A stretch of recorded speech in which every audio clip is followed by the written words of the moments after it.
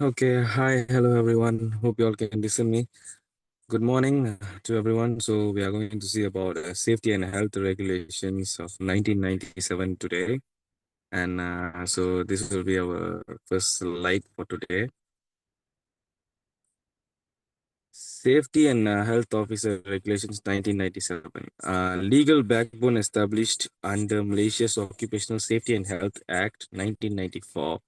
Regulation 18 defines the stability of duties of HSOs. Regulatory objectives to ensure workplace maintain high standards of safety and health, reducing occupational risk and hazards.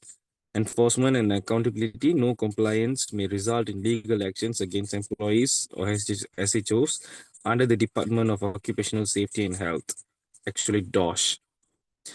So why SHO regulations matter? Firstly, risk mitigations. Systematically reduces workplace accidents and exposures through inspection and procedural enforcements. Worker protection. Their oversight ensure employees operate in safe environments with minimized health risk. Productivity and reputation effective SHOs. Engagement enhance operational uptime and bolsters employer reputation for safety. So this is the overview of Regulation 18. Core duties of safety and health officers defined. Firstly, advisory rule, workplace audits, reporting and coordinations, as you all know about the safety and regulations things and all. So the first duty is advising employers on compliances. Regulatory guidance, SHO must interpret and advise on applicable safety regulations, standards, and industry best practices. They assist in creating or updating workplace safety and health policies aligned with legal requirements and management briefings. Regularly brief company leadership on emerging risk, compliance gaps, and required corrective actions. So basically, what this says is the person in charge always advise the employees on compliance of what they do and what they not to do, so they can know what they should do and what should not do. So let's move on to the second duty, assisting in risk management. As we experienced safety officers always assist our juniors to assess their risk during their jobs. First of all, hazard detections. Second, risk evaluation. Third, preventive actions. Hazard detections, they should know if they do this thing means, does it have any hazard or risk, or does it have any side effects? Will they get injured by that? Risk evaluation is they should know how much risk that job or the work consists. Preventive actions, there's such things that you should not do in the workplace. As in a construction site, you should not walk under the forklift or in front of the forklift like that. So that's what he stated there. So let's move on to the third duty, monitoring the workplace. How you can monitor the workplace as a safety officer? You should do your routine inspection and trend analysis, immediate intervention. Routine inspection, as we all know, there's a schedule for every inspection, what we should do and when we should do during the work time. Trend analysis is track and analyze incident data to detect recurring safety lapses on emerging risk. Immediate interventions take prompt corrective actions or recommend halts to work if imminent danger is identified. If there is a risk in the job, you should immediately let the workers know that you should not do that, because it might end up turning very bad for you and your workers lah.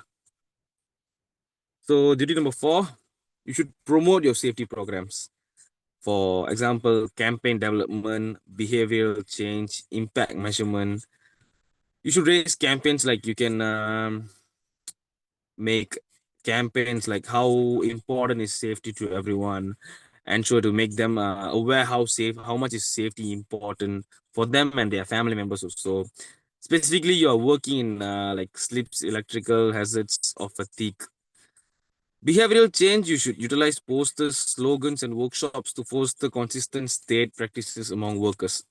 Let's say if they are working in a place which is full of wires and all, you should state a poster over there that wire hazard or careful or caution danger, because there's electrocuted wire over there. So impact measurement, track program effectiveness via incident rate, trends, and worker feedback loops. This what I say is after there's a thing after you stated something and before you stated something. After your program and before your program. You must measure how much accidents happen before your awareness program and after your awareness program. You should keep track on the measurement of how much incidents happens and does not happen over there. Let's move on to the second slide, fifth slide.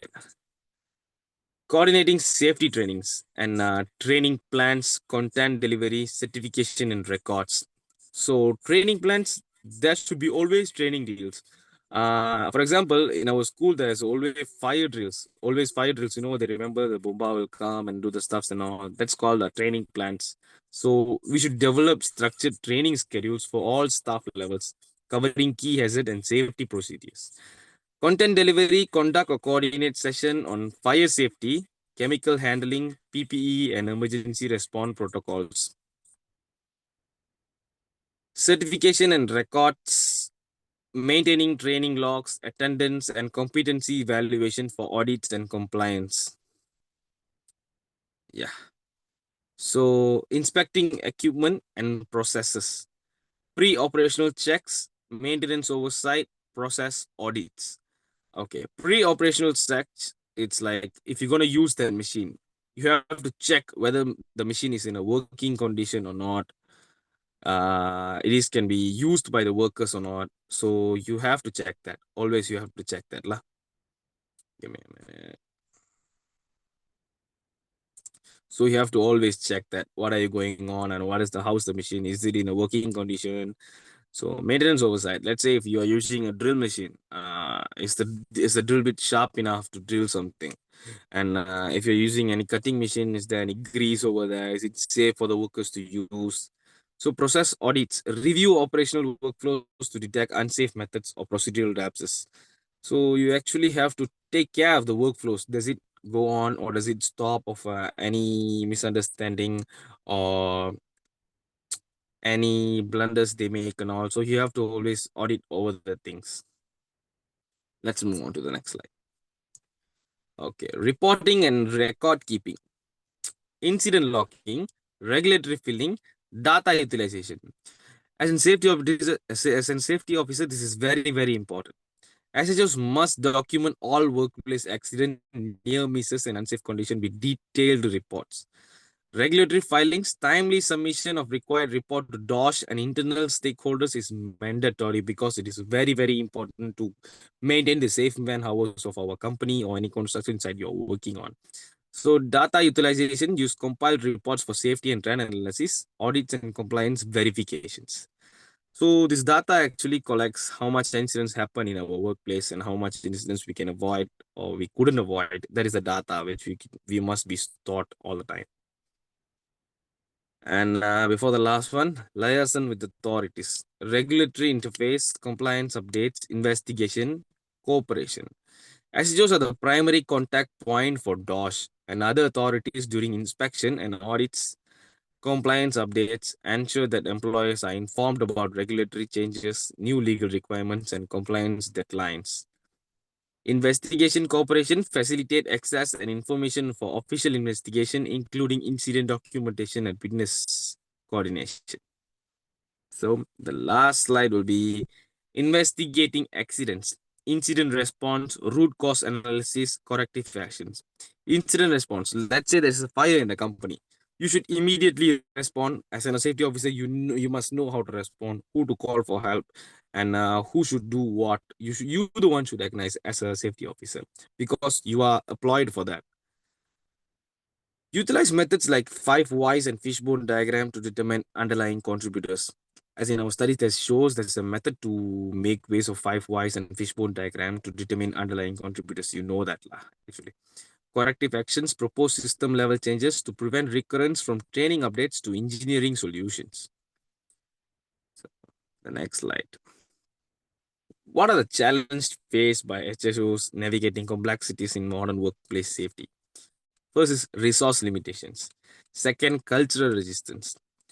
Regulatory complexity. Resource limitations, inadequate budget, and personnel can hire full implementation to safety programs. Okay, let's say like a lower class company, they wouldn't have much money to buy the what do we call that? The PPE, personal protective equipment, like for the vest exam, their hat, safety hat, and their earmuffs. So they might be there must be a slight budget difference compared to the higher classes, business and workplaces. Culture resistant workers or management may resist new safety protocols or underestimate risk. If you are joining a new place, you must make sure they follow all the rules. Before you, there must be a safety officer also, or they might not, but they must give the same importance what you give for the safety for yourself, and they must know how important is safety for them also. And regulatory complexity, constantly evolving safety laws require continuous learning and adaptation. You should always learn about safety and teach them what is safety, and they also should learn about how important is safety for them also. So the best practices for SSOs will be lead by example. There must be an example for you all. There always must be a role model, so you should follow their footsteps and you must follow them. Cross department collaboration, you must work with the HR closely, maybe the engineering department, maybe the management department, maybe the top management. You should always interact with them. And lastly, continuous learning. No one knows everything. Everyone must have missed out something. There is something some has missed out. So instead of making mistakes and regretting over it, you should learn what you learn from that mistakes. Even by that, you can learn a lot, in my experience. So the conclusion for this is the Safety and Health Officer Regulations 1997 plays a crucial role in shaping workplace safety cultures in Malaysia by clearly defining the duties of a safety and health officer. It bridges legal compliance with practical implementation. SHOs are not sincerely observed. They are strategically enforcers, advisors, educators, and investigators charged with preventing harm and promoting wellness across all levels of operation. So ultimately, the SHO is the backbone of an occupational health and safety systems, safeguarding lives while stabilizing productivity and legal integrity. So this shows how important the regulations of Safety and Health Officer 1997. So I hope you all get benefited by what we have had today. So I'm gonna end this video by now. Thank you.